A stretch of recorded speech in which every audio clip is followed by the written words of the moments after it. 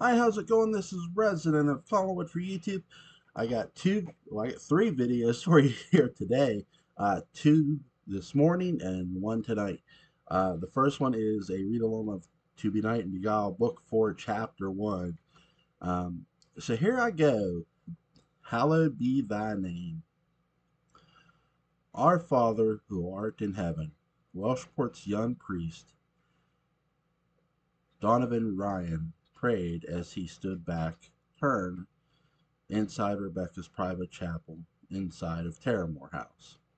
Hallowed be thy name, thy kingdom come, thy will be done, on earth as it is in heaven. A kneeling Rebecca and Charlotte joined in facing Father Ryan, clad in his thick wool black cassock, with only a sliver of light at his neck showing. On earth as it is in heaven, Father Ryan echoed. Then Ryan turned and faced Rebecca and her granddaughter Charlotte. Now 12 years old, she was a beautiful little girl with eyes that sparkled like a wild Welshportian sea. The priest looked down at his own congregants in this small ceremony on a Sunday afternoon. Private masses were very common on the Terramore grounds. Rebecca called for them often, as her spiritual hunger was constant and feverish. Father Ryan, happy to appease the church's most healthy benefactor with private masses, placed his hand on the shoulder of each of the ladies present, and closed his eyes and began to pray in Latin for them. Ora pro anima Arum pro cor urum prescur dies eos salvabur. If I messed that up, I apologize. I've never spoken Spanish. The chapel door slid slightly open, only an inch, so not to disturb the mass. Two eyes peeked through the open crack of the door. Dark eyes that began to feel the sensation of powers flowing inside the body they belonged to. Caspian Cassador, Rebecca's newest soothsayer and spiritual guide, that secretly came from the world of fire and brimstone.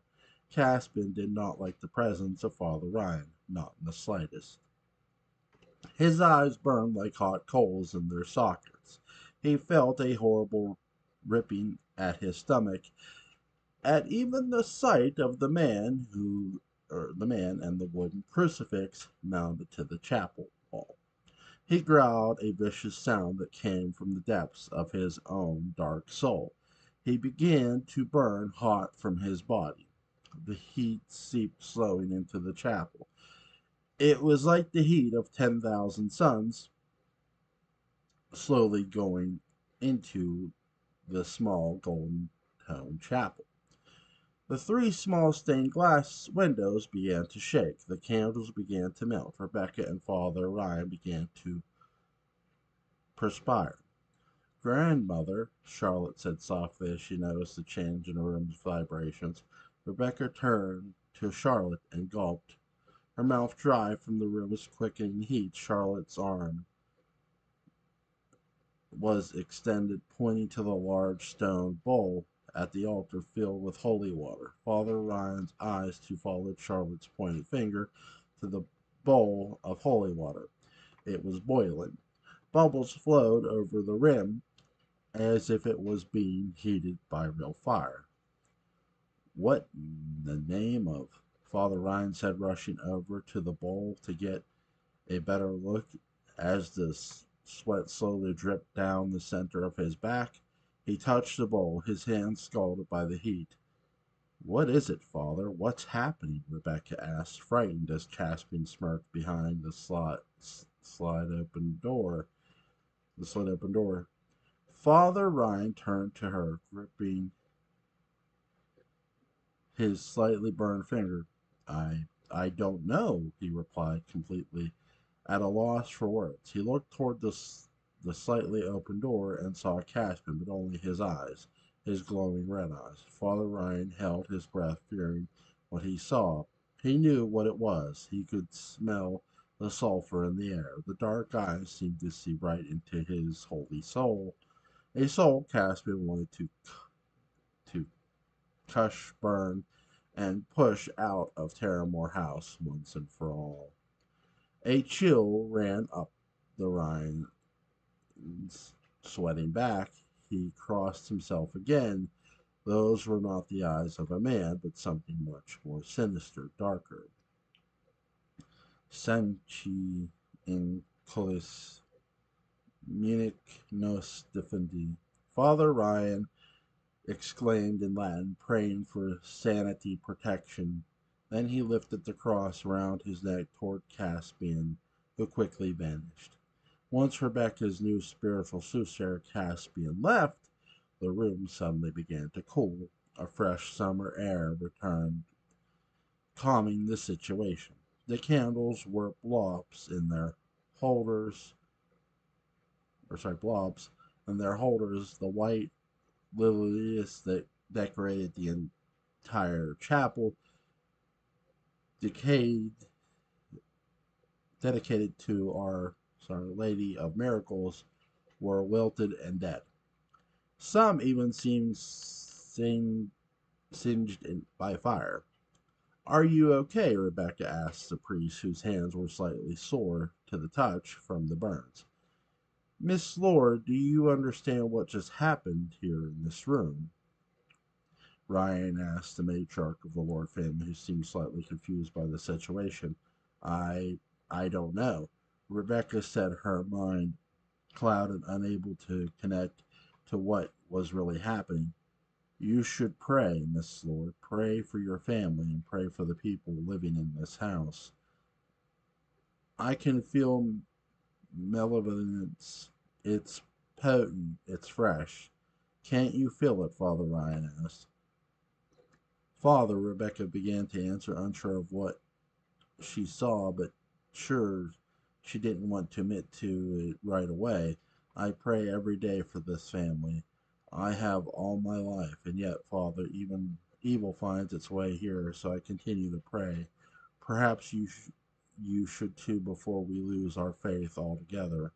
She squeezed her rosary beads hard in her hand, so hard the beads left indentations in her skin. The question of faith swirled in Father Ryan's mind, and the strange, vacant look in Rebecca's eyes that Father Ryan was beginning to notice seemed to come from a place that did not want him there in her chapel. She smiled at him, a weird, out of place smile or that did he did not recognize. This Rebecca seemed to be another one altogether.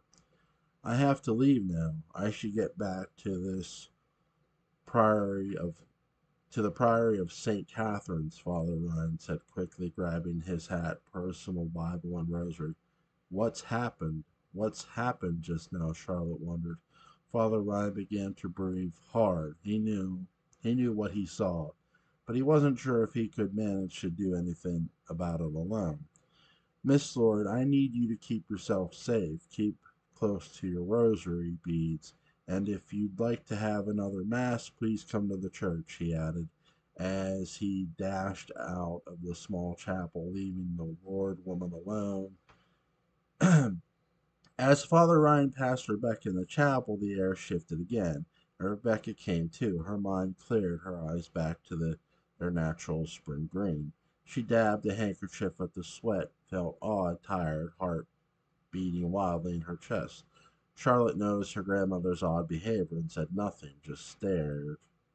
Rebecca stood there, her heart still pounding, unable to explain to herself what just happened. She looked around and saw the strange depression of the room after the bizarre heat wave. She kneeled again, not in prayer, this time in thought, and stared up at the beautiful statue of Our Lady of Miracles, her head surrounded in a crown of stars, her face carved with worry and stain. We are not safe, Charlotte finally said. We are not safe.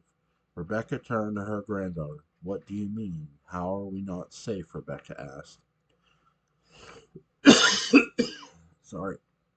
Charlotte said nothing, only crawled over to her grandmother, who was still on the floor kneeling next to her, and coddled her. They hugged. Charlotte felt something inside of her. It made her feel uneasy. And it wasn't just fear from what she had just experienced. Ever since Sabrina's ghost had left her body, she was getting visions, powerful visions in her sleep of things that that would then happen in real life. Sometimes they were innocent things, sometimes she couldn't make sense of them. She never told a soul. The night before, she dreamed that the sun, the star of fire, burning and churning, dark red flames fell on Terramore House, engulfing all who lived there in a hellscape of flames. Something is wrong here, Charlotte said, hugging Rebecca tightly. Everything will be okay. Don't worry, my love. What Father Ryan can't explain, Caspian will. His guidance is new to me and his in this house. He'll protect us from the sickness, the darkness that we've been plagued by. Rebecca replied, attempting to calm her young granddaughter by patting her bright blonde hair. Charlotte gulped. As Father Donovan Ryan made his way down the long grassy path on his long walk back to the village, he looked back and saw someone standing on the third floor balcony of Terramore House. It was Caspian, watching him, taunting him, during daring him to come back once again. Father Ryan only sucked in a deep breath of sea air and rushed down the grassy path to the village. He knew the family lord needed more than just his humble prayers for salvation. Evie and Matthew meet with Dr. Ward. As the afternoon sun warmed through the frosty fog over the sea that shifted like a fluffy white blanket over the coastline that hugged the black rocks of Welshport Island, Evie, Matthew, and Nicholas arrived at Hope Hospital on the edge of the village for an appointment with Dr. Peter Ward. Dr. Ward was one of three doctors on the island and the Ward family friend. He had been very close to Albert and Rebecca over the years, and had even made several house calls to Terramore in recent months and watched over Jacob as he healed from the shooting in his hands. Evie would trust him with pregnancy now that she was in her 6th month.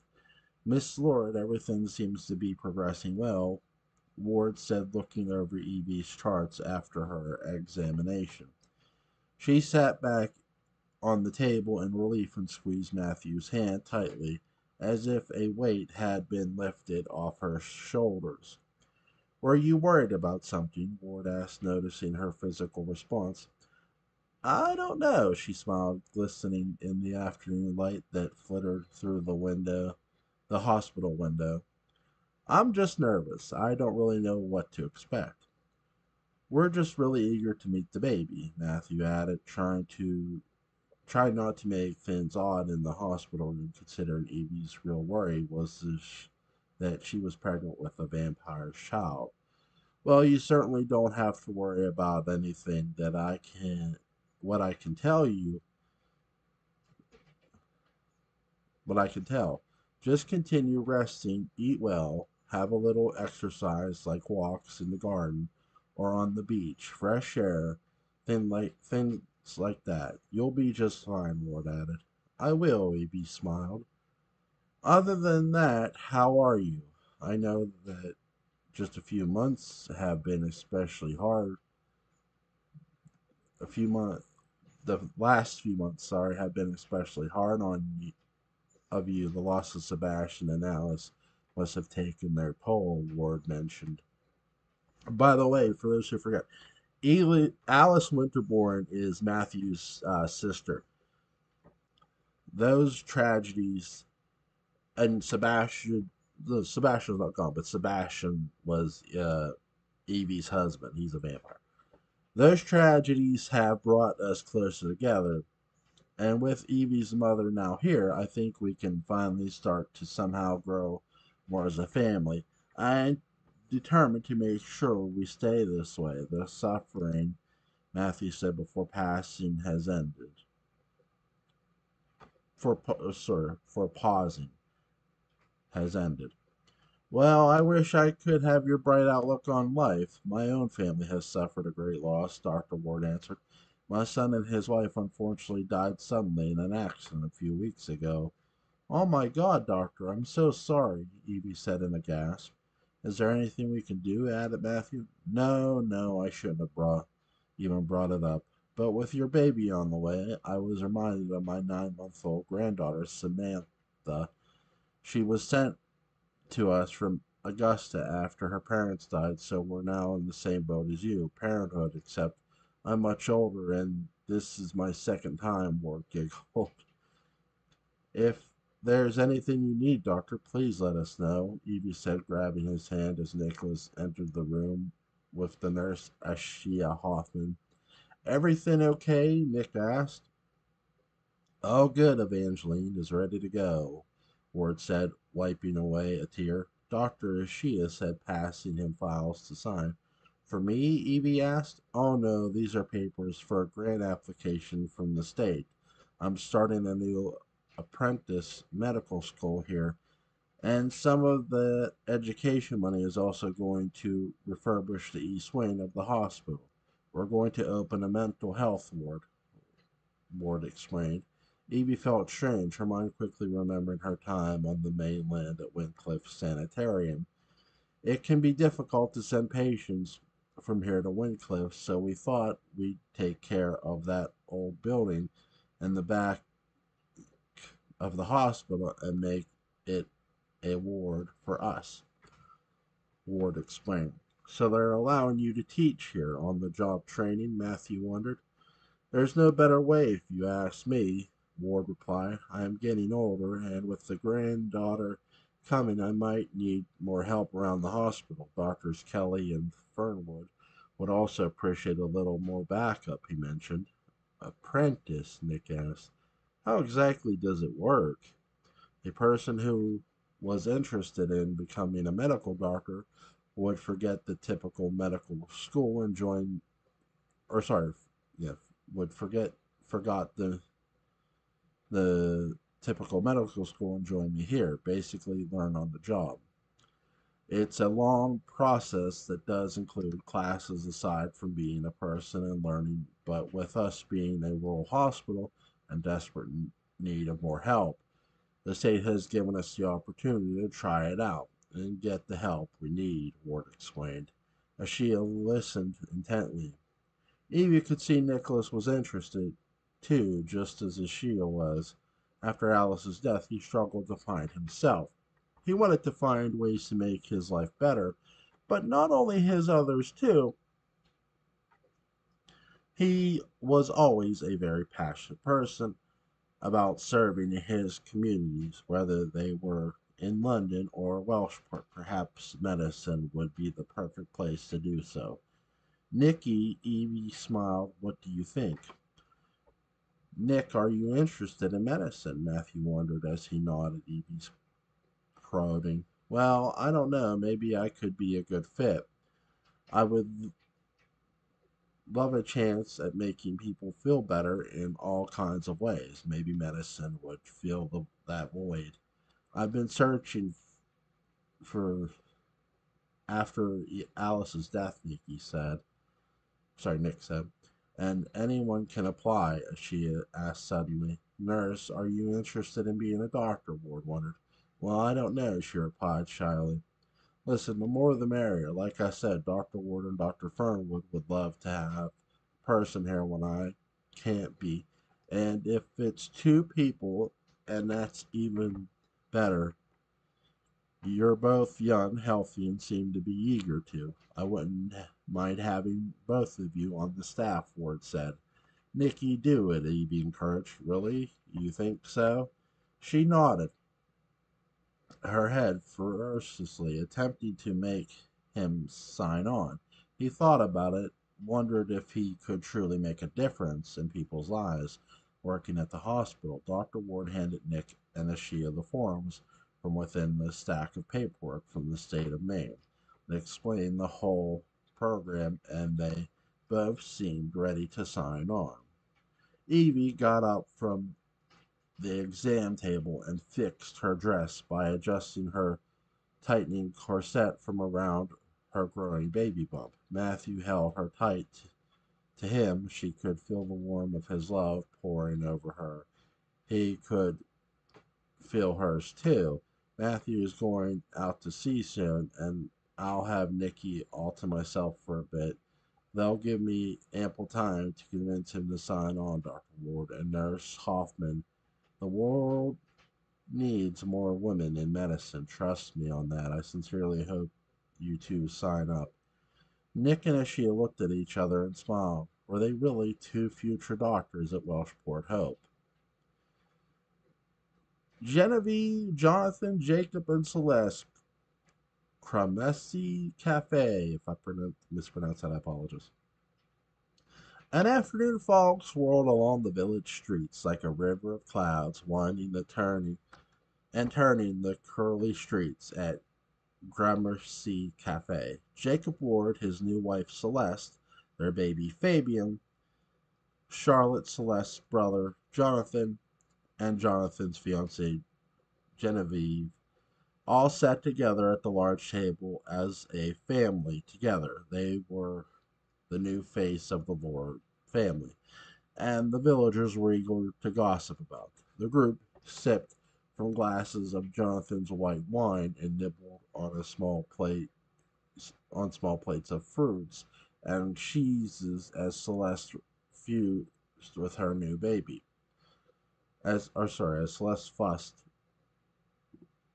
with her new baby. She was glowing in a blue dress that contrasted against the perfect white tablecloth that acted as white clouds to her blue sky. Jacob, her new doting husband, looked on proudly at his growing family, but also kept his eye on his brother-in-law, John and Genevieve. John was not only Jacob's brother-in-law, he saw was his own half-brother, a secret John was told not too long ago by his half-sister Celeste in a bizarre twist of family trees. John smiled at the bunch table where his life's truth stared him in the face. His paternal half-sister Celeste was married to his maternal half-brother Jacob. But this wild detail wasn't the only thing causing Jacob's stomach to tie up in knots. It was Genevieve, her face a soft peach-toned jewel, eyes two sharp pales, and her hair dark like a night sky, was the spitting image of Sabrina Spencer Lord. Justice! um, Jacob's late sister-in-law was once in love with and that he killed on one of the Welshport beaches in a fit of passion over a decade ago, and framed his brother David. David, desperate to escape prosecution for his wife Spencer's death, had never been seen or heard since.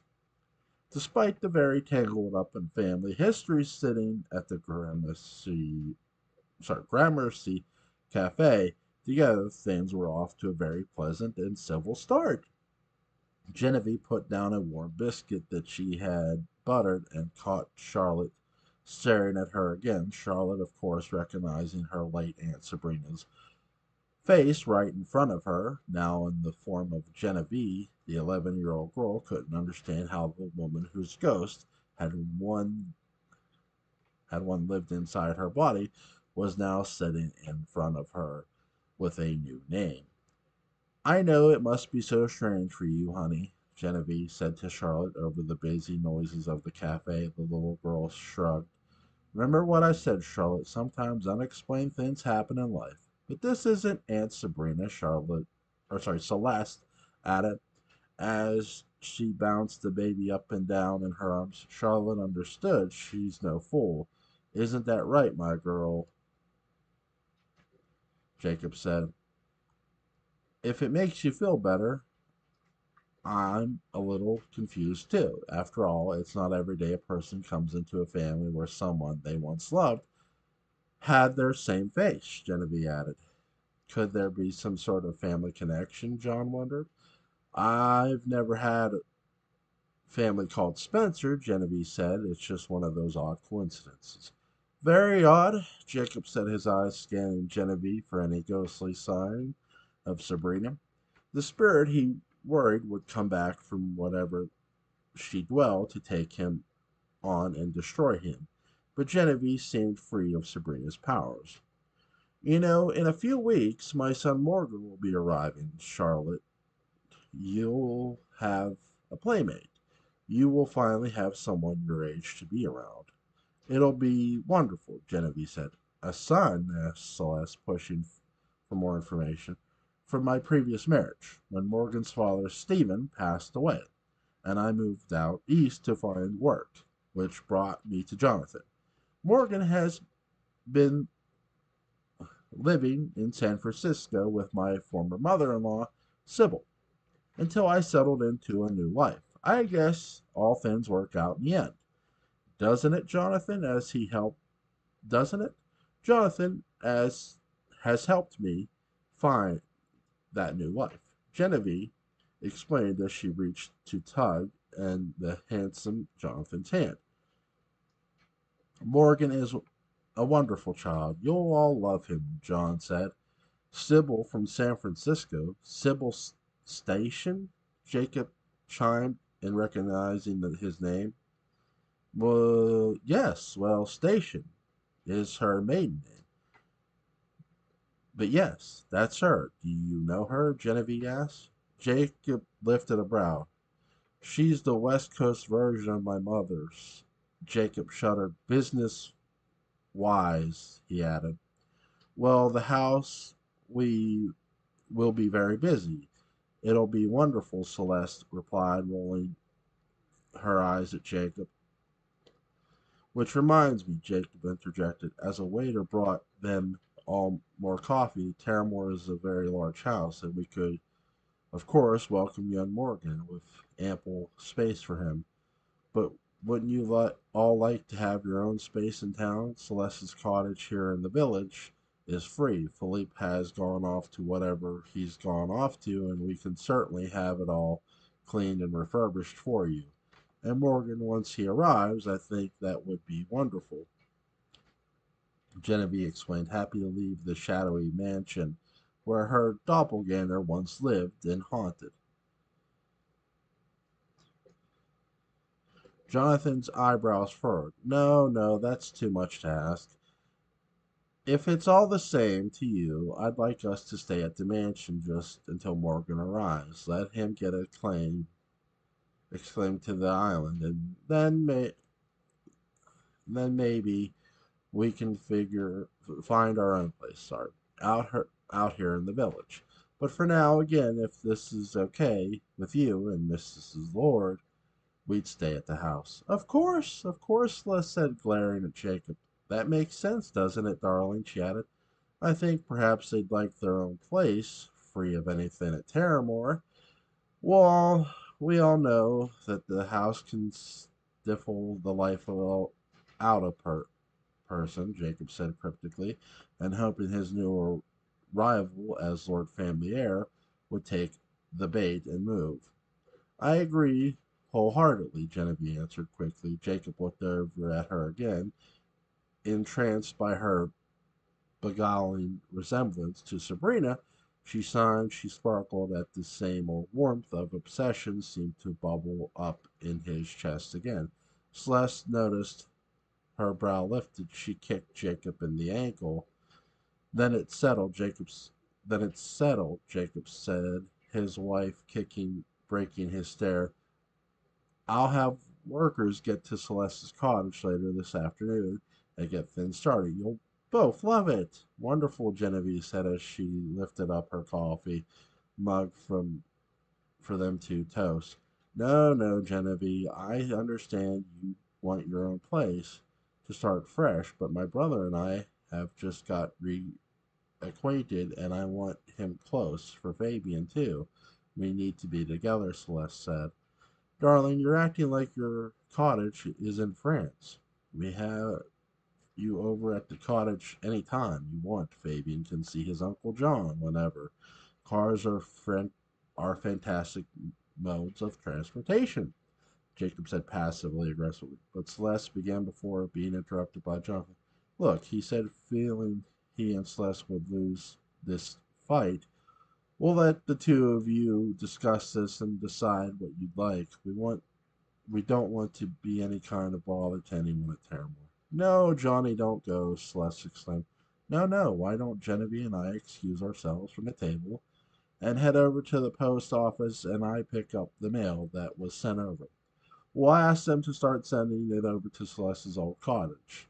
Before Celeste could interject, Jonathan and Genevieve had gotten up from the cafe table and quickly exited in a flurry of strange, unsettled feelings. Jonathan didn't want to leave the mansion he was finally seeing as his own because of his true paternity, and Genevieve wanted out as soon as that hour. Jacob shot a look at Celeste, a cold look.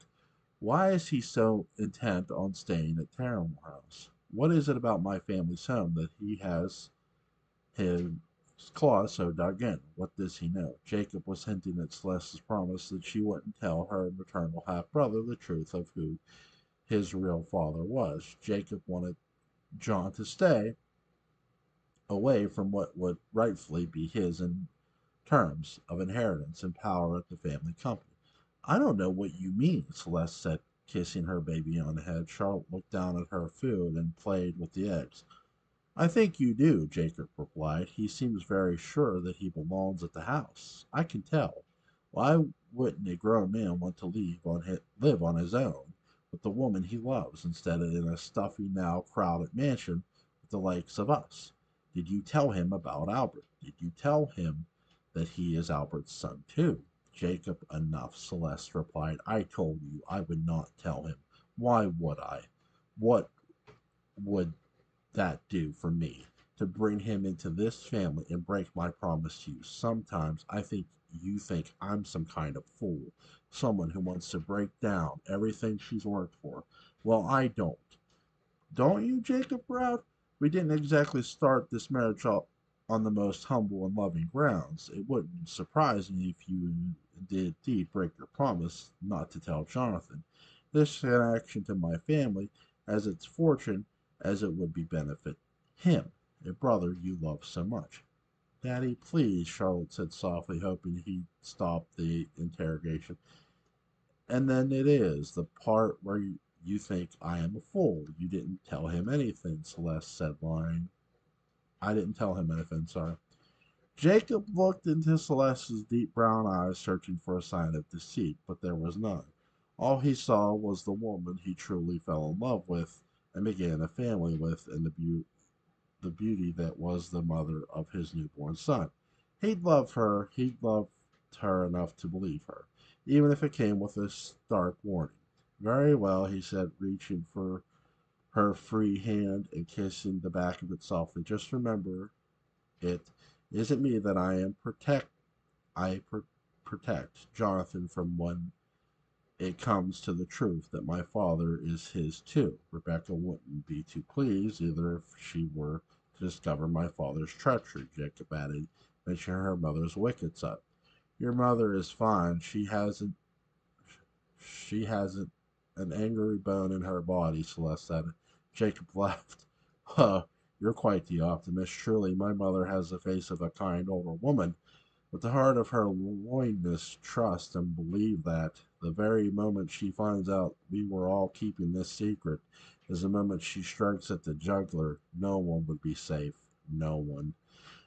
I'm the mother of her grandson. She wouldn't harm me. Look at how she protects Evie. She protects those that extend in the family. Celeste, Jacob's son. His cold, evil grin at the woman he loved, he found it amusing that she thought so highly of Rebecca. He thought how sweet it really was so far no one really saw Rebecca's cold, dark side, even though she had shown it quite often when it came to how she handled Eliza Good. That is wishful thinking, Celeste. I know my mother. I know her very well. She heed this harming. Don't cross Rebecca Lockwood, Lord. Not when it comes to the children she bore herself. That includes me. She should discover Albert had a child with your mother, that child is John, and he's now swimming alongside us like a sweet little guppy. She'll swallow him whole like the shark she is, with no regard for you or Fabian. Celeste sat back in her chair. She took a deep breath and allowed Jacob's words to sink in. Then the fear seeped in too. Had she gone too far? What would happen if the truth came out? In the misty, gustly blue fog, Sabrina Spencer Lord floated around the Terramore bedroom where Genevieve and Jonathan were staying. She could feel her connection to Genevieve. She could feel the anxiety this brought upon the household, but to Sabrina, this felt like the jolt of energy that would give her a second chance at life. If she could find a minute alone with Genevieve, even just a second, she could jump into her body and find a way back into the world of the living, as she did with Charlotte. But in this case, it would be not only in the body of someone who was grown and able to do tasks that Charlotte's young hands could not handle, but also a person who looked like her. Sabrina's, ghost, the spirit that over a decade ago left in death on the beach outside of the village, could finally pick up her life where it was taken from her, and perhaps if she was lucky, Sabrina could find her way back to David too, and once and for all prove his innocence of her murder. Genevieve, willing or unwilling, was the key to Sabrina's destiny, a destiny of redemption that could finally end Jacob's house of lies. Aurora, Rebecca, and Caspian Terramore Parlor. Aurora Jordan had once lived a life of excess and ease.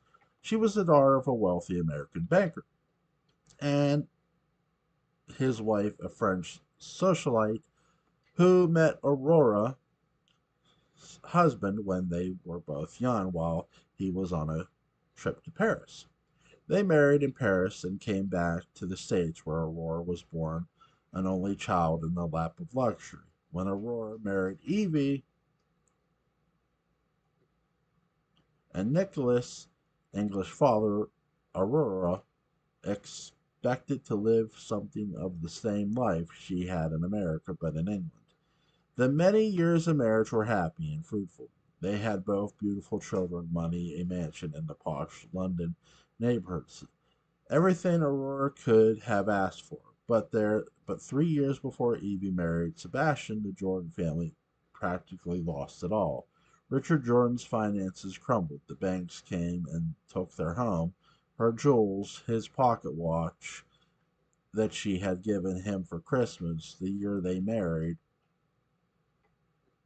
even money they had stored away like Aurora's family fortune she inherited after her parents died. This left the family destitute and in need of cash, which brought them to the Lords and offering Evie, their headstrong, independent daughter, as the bride of Sebastian after the pairing decades earlier. Now Aurora had come full circle. She too was in the midst of the Lord glamour and money and out of the Lord London dust. As Richard's widow, she felt alone and saddened by the death 6 months earlier, but the event of his passing she felt needed to come for more reasons than she wanted to admit out loud. Aurora roamed the halls of Terramore House, feeling a bit like her old self. The glittering gold on all the giant family portraits reflected the same color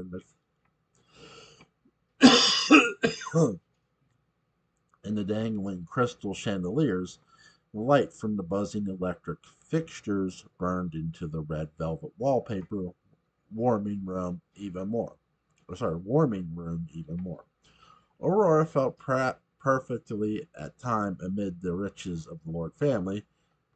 accoutrement, she had sacrificed so much for this moment, but this sacrifice had to remain a secret forever. As she slowly made her way down the flowing hallway in the main part of the mansion, gazing up at each of the large pieces of art hanging on the walls, Aurora was stopped in her tracks by the beauty of a woman in a painting, with dark hair and deep eyes, staring down at her, her feet perched in the thorny bushes she was painted in. Marina Cardis Lord, a voice said over from behind her. Aurora turned to face the person. It was Rebecca. My, Albert's mother, a beautiful creature, kind, sometimes temperamental, but she and I saw eye to eye on so many things. But not all things. Aurora smiled. I could see a little bit of Albert in her nose. Yes, they were a lot of alike. Tell me, how are you finding things here? Rebecca asked her latest house guest. Very well. I'm glad to be home in America with my children. It's been so many years without them, and I well don't have to tell you what happened in England while Evie's been here. I'm sure you already know. Aurora replied. The gossip train does come by letter too. Yes, I'm sorry you had to deal with all of that. Life can throw us all a harsh reality sometimes, and even I think that all of this will end one day. Take Marina, for example. She married Albert's father not only for him to cheat on her left and right all the life of their marriage. She probably never saw that coming, but stayed. She held on and she raised her children. She never once complained, Rebecca said of her late mother in law. And she brought so much glowing light into the world. May she rest in eternal peace, another voice said from the corner of a shadowy room. Caspian, good afternoon, Rebecca happily replied as her new spiritual guru revealed himself to the two women as he kissed her on both cheeks. She was almost giddy at the sight of him. Aurora noticed how quickly Rebecca's body language changed when Caspian entered into the room, from stoic and stiff to almost melted wax and soft. Aurora Ashby, this is my new spiritual guide, a man that I have found to keep me grounded in some of my most tearing times. I've needed someone like him for a while in this household, and so far he do, he done the trick. Caspian Cassador, this is Evangeline's mother. The trick, Aurora said under her breath with a grin, unsure of what that meant. Caspian was also taken by the stunning beauty in front of him. Aurora seemed to float in the glowing light that came out of nowhere, at least in Caspian's hungry eyes. In Encanter, he said as he kissed her hand. How do you do?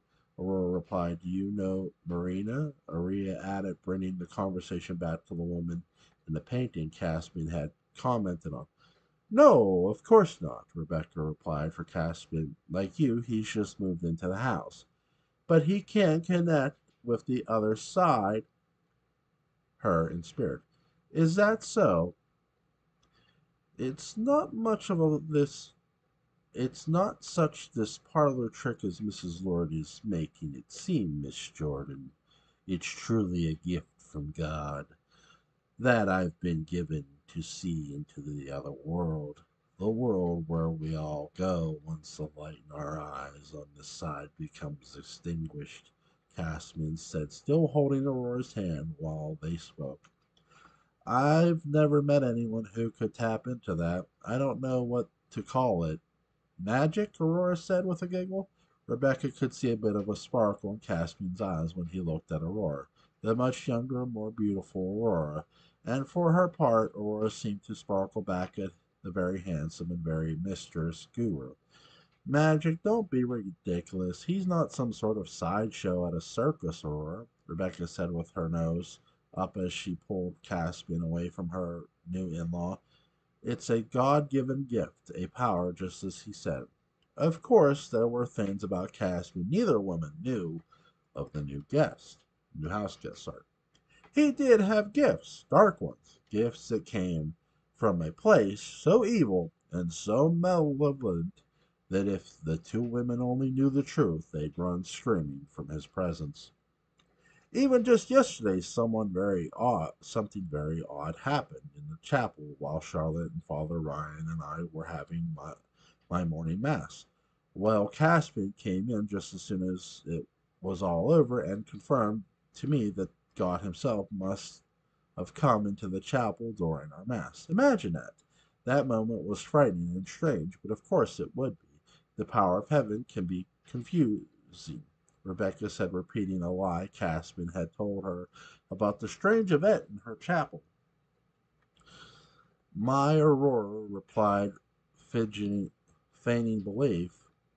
This is a gift from God? It must be, she added, unconvinced. Caspian could see she was unmoved, unlike Rebecca.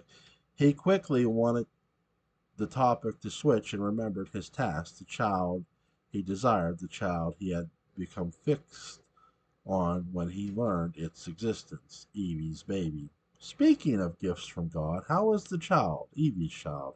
She's coming along well on her 6 months, is she not? Caspian wondered of the unborn baby. She's with Dr. Ward as we speak, Rebecca confirmed. I'm sure the family is pleased on pins and needles awaiting the birth. It's a shame the father is gone, Caspian replied. We all want what's best for Evie. I'm certainly glad I came when I did. She's going to need her mother to help, Aurora replied. You must have been such a good mother to your children. Imagine how happy the baby will be once he or she is born. You'll be here, its mother yet, no father, Caspian noted. Evie has been getting close to Matthew. Matthew is hard worker, and if things work out, he'll be such a good example of a father for the baby, Aurora said of Evie's new love. The fisherman, Rebecca scoffed. Whatever Evie decides for her future will be supported by me, but intertwined with this fisherman, perhaps. We'll have to detour her. Aurora furrowed her brow. Why would we do that, Aurora? He's a fisherman, Rebecca said in a snobbish tone. This child will be a lord. I mean, think of our breeding. We can't have our mutual grandchild raised by a fisherman. I would never tell Weeby to choose who to choose to fall in love with. I'm not suggesting we tell her, but perhaps steer her. Rebecca said. That's the same thing, Aurora exclaimed. Ladies, please, ladies, please. Let's all just relax and have a moment. I know for a fact that once the child is born, the baby will have the best father and mother that he could ask for. I have a very, very good feeling about that, Caspian said. Oh, do you sense something? Rebecca questioned her guide, her eyes wide as saucers, anxiously awaiting his next words. He grabbed Rebecca's hand and squeezed. An invisible jolt of energy spun into her arm from his filler her body. As the powerful energy went into Rebecca's body, it filled her mind and almost locked it. She was transfixed on him. With this powerful touch, he continued to control her. In due time, Rebecca. In due time. Caspian then turned to Aurora and saw the entire moment between Rebecca and who saw the entire moment between Rebecca and Caspian. She saw the stranger interaction when they touched. She saw the frozen like state Rebecca was in, where she did not move and speak, but only looked up at her tall, handsome spiritual guide as he hooked on him like a fish on a line.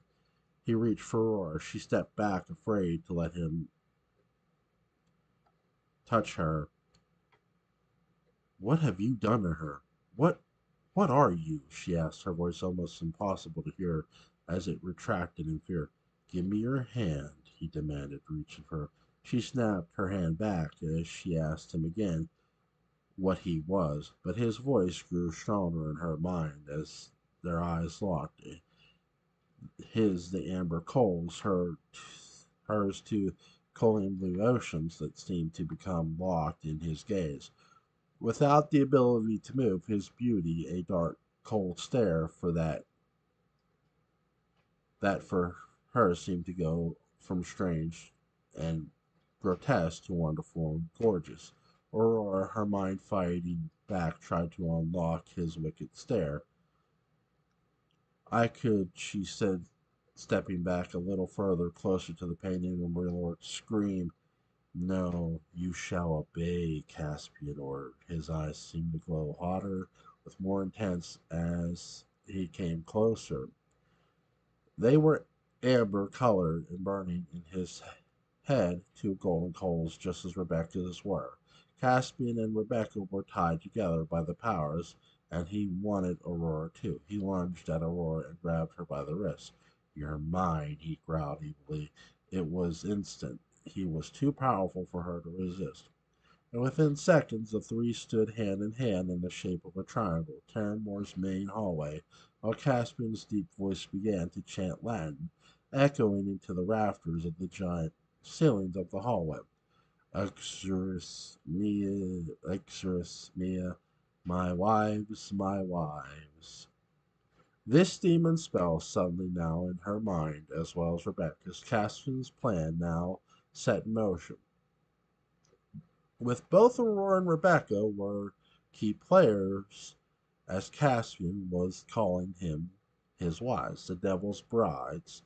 Caspian Webb was spun, and Aurora and Rebecca were trapped in his mind control, ready to do his bidding. What do you want, my lord? Both women said, and their eyes were glowing. Caspian smiled, his teeth cramped and crooked in his mouth, and after a few seconds he spoke. Evie's baby.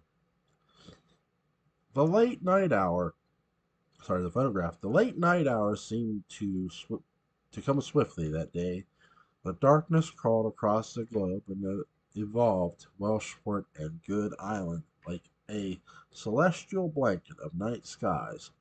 Wind-swept sea fog, Sebastian Lord, still in exile on Good Island with his cousin Mary Good and Philip Braga, stared out of the small singular cabin's window into the distant fog toward the lighthouse on Welshport Island that flashed every few seconds the bright light into his eyes. He thought about Evie. He thought about his child growing in her belly. He thought about the conversation he had with the monster Caspian the evening of Alice Winterbourne's funeral on the beach. Caspian's threatening words echoed in his mind over and over again, like the lapping waves of the sea on his mind, over and over, over and over. He grew, his anger grew, his heart beat in his chest, every few seconds almost synchronizing with the flash of the lighthouse in his eyes from the larger Welshport Island. Carefully with those thoughts, when you were a boy, you'd have the same look in your eyes, and I'd wonder what trouble you get yourself into, Philip said, entering from the bedroom into the cottage's living room. In those days, the trouble seemed even now, much more innocent. Sebastian smiled at his friend Philip, the memory filling in his mind of how Philip would watch out for him when they were younger, like an older and younger brother. You can't take yourself to that place, Sebastian, Mary said, coming into from behind Philip. That's how you get yourself into this mess. I don't need another mother. I've had plenty, Sebastian said. If I could just see Evie, if I could see her and see how she is, and know how she is feeling, this itching feeling inside my heart would stop. This aching feeling inside my heart would stop. I can't figure out how to go back to Welshport and find her without her pushing me away again. Good. I'm glad you can't figure out a way back there. If someone were to see you and to think that you're somehow watching her or sneaking around Terramore, they'd kill you, Sebastian. They'd find a way and they'd kill you. Then what? Your child would surely never know you, Mary warned. We could figure out some way to check on her. There may be no harm in that. Perhaps I could, Philip offered to Sebastian's light. Absolutely not. None of us. None will set foot on that island. Not until I figure out how without any of us trapped or hurt or worse. Jacob's spies circulate that island like hunters set for a kill. It's not happening, Mary again warned. Mary, please, if there's anything you can do, change me like your mother changed you and Georgina. Switch me with something, a person, an animal, anything. I need to see Evie. I need to. I'm hurting to see her, Sebastian begged. Mary thought for a second. She was rather new to controlling the magic powers her mother Eliza gave her the night she died. She was still working her way through the spell book and learning the ways of her craft. In truth, Mary was afraid of what she could do. With her abilities, they consisted of Sebastian's eyes soft and caring. All he wanted to see Evie. To see her after all these months since Alice's death, where he saw her kiss Matthew. He missed her, and Mary could tell. If anyone knows what it's like to have someone in their life suddenly taken from them, it would be you. Think of how you were so desperate to see and be involved with your daughter, Charlotte. It's the same thing, Sebastian said. He was right. Mary would have done anything to see Charlotte in the early days when Jacob took her away from her. Fine, fine, Mary said as she went over to the coffee table and moved it and other pieces of furniture. What are you doing? Philip asked.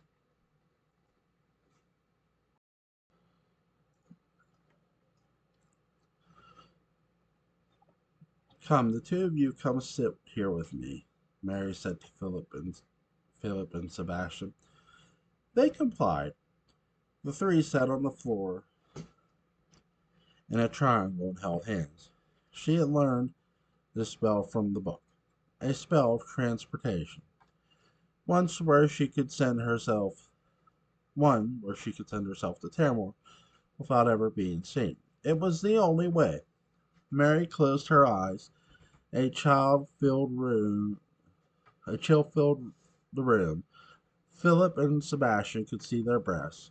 The fire in their hearth went out, extinguished by the ice cold air from Mary's channeling powers. Philip looked over at this smoldering hearth. His heart felt just as cold watching the skin of a woman he loved turn white as snow. Her eyes snapped open, and they were glowing white. A wind blew in their hair as she began to take herself out of her body and into the air flowing over the two small islands in Maine's Frenchman Bay. Her body still on Good Island, her soul now at Terramore House, standing secretly inside Evie's room. What do you see? Sebastian whispered. Evie was standing in her room in a nightgown and robe, looking happily at herself in the mirror, rubbing her baby bump. She was proud and happy. But then a sadness fell over her face. Evie was in love with Matthew, but she missed Sebastian too. After all, he was the father of her baby. She was so proud of. She's worried. I feel a sense of sadness in her, but she is happy. Happy and sad at the same time, Mary reported. Does she miss me? Is she safe? He wondered.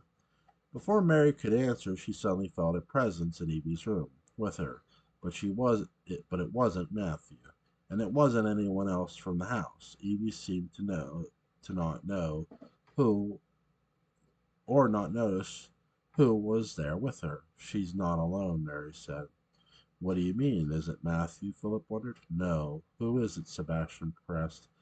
Mary's wide eyes searching the room for the other person who was there, but she could not see anyone else, no one in her physical presence. Then Mary began to choke. She couldn't breathe. Her wide eyes suddenly returned to normal as the person she sensed was choking her. She wasn't breathing. Sebastian and Philip tried to help her, but she was gasping for air without anything choking her. What's happening, Mary? Mary, Philip begged. Mary, try and breathe. Come back to us, Sebastian exclaimed when the hearth suddenly lit again, warming their bodies. Mary was only choking out for a few seconds, maybe a minute.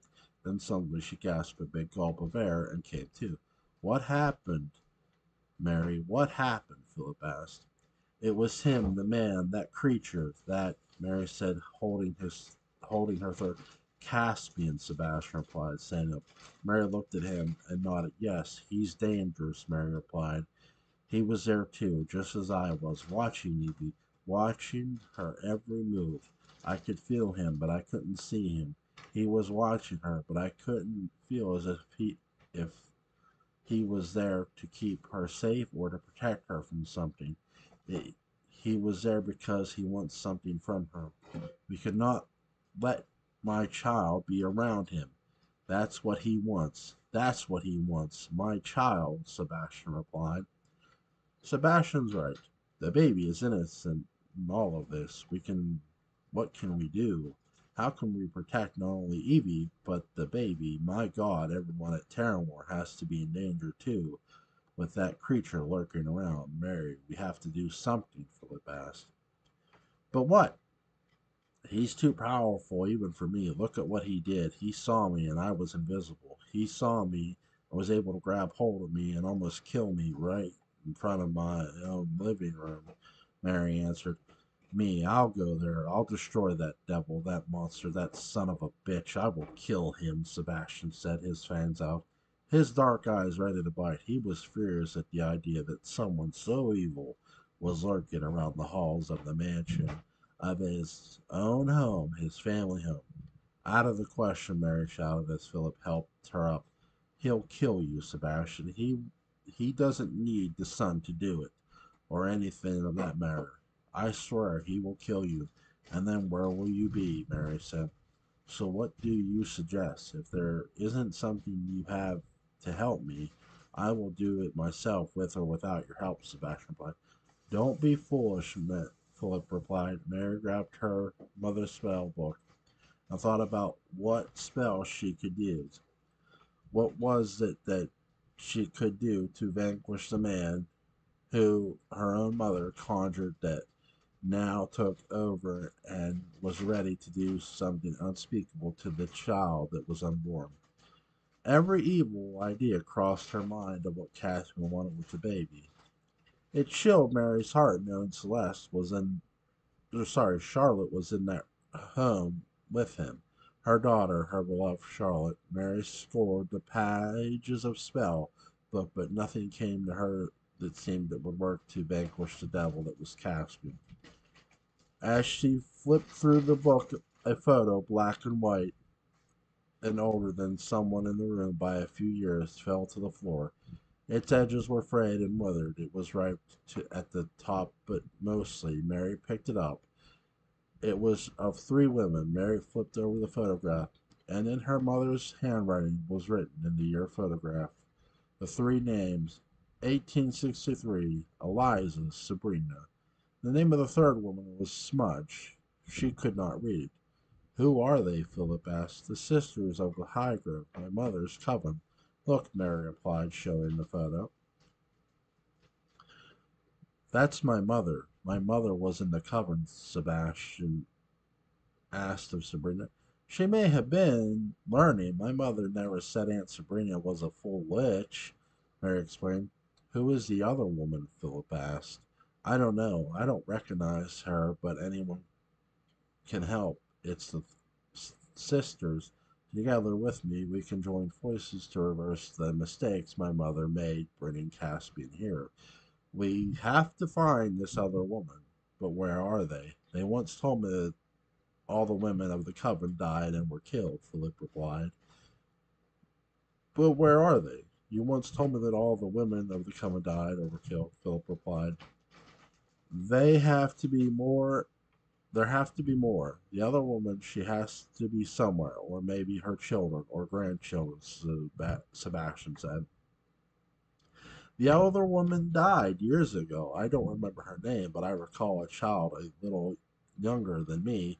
I remember a child, Mary answered excitedly. Philip's heart dropped. Even though he was afraid of the creature known as Caspian living in the house with Celeste, the woman he once loved and betrayed him, he still didn't want her to be hurt. He could easily tell what Mary was about to do next. He grabbed her hand and squeezed. He loved Mary. He loved her dearly and wanted her to continue to live their love safely on their little good island, but he knew, too, that the danger was too much for them both to stand back and let it all happen. I need you to be safe, Mary, Philip said, knowing Mary's next move was to seek help from the sisters of Highgrove, wherever they were. I need to find her daughter. She can help us together. She and her may be able to stop this monster together, Mary repeated. Sebastian picked up the photo and looked down at the two women next to Eliza, the two other sisters of Highgrove. He was sad he never knew his mother's family history when she was alive. She had never told him of Eliza and how she was related to her. His relationship with Mary had been that of acquaintance all these years he knew her. Her no idea until the last 2 years they were cousins. And now the discovery of his mother was a novice which made his heart ache. In the photo, teared and torn, his mother's face was sweet and innocent. She never got to live her full potential once she married his father, David, and let go of her ideas of witchcraft. Things Sebastian never knew. But he had to know more. The mysterious woman needed to be found to save Evie, to save his baby. Let them all come. Let these witches come and let them kill Caspian the monster. If not, I will with my bare hands, Sebastian warned. Okay, guys, that's my read along of Chapter 1 of To Be Night and Beguile, Book 4. So, Rebecca and Aurora are possessed. Now, Rebecca, you could tell she was possessed at the beginning, but now Aurora's possessed too. So Caspian has two women under his control, as he calls them, his wives. Um, that's crazy. But I like it's. I get the sense now. I could be wrong. So when I make a prediction, do not take it wholeheartedly. I get the sense he can't possess Evie because Evie is with child. Because a child is supposed to be the ultimate representation of innocence. Now, again, my interpretation could be wrong, so do not take it wholeheartedly. Um, that's just my prediction. Um, I was sort of one now something Rebecca said too before uh, Aurora realized that Caspian had her under her control, and before Aurora became, we learned that Rebecca knew Jacob had said that his mother, if his mother found out that Jonathan was the product of an affair, she would be mad. You hear Rebecca say that she knew Albert Lord cheated on his wife left and right. Um, I find that really interesting to see how that's going to play out between Jacob and his mother, even though his mother's possessed. Of you know, does Jacob not full? Because I don't feel Jacob was fully lying there. I think he sort of feels his mother would sort of burn them all, but I sort of get he feels that way after she did what she did to Eliza Good, which was really interesting. She in a sense, you know, as much as I like the character Rebecca, she is as responsible for Mary's death as Caspian is. I can't put all the heat on Caspian, though he is the devil. Yes, pun intended. Um, so really good so far. I'm enjoying it. I can't wait for chapter 2. Link for To Be Night and Beguile will be in the description box. You guys have a great day.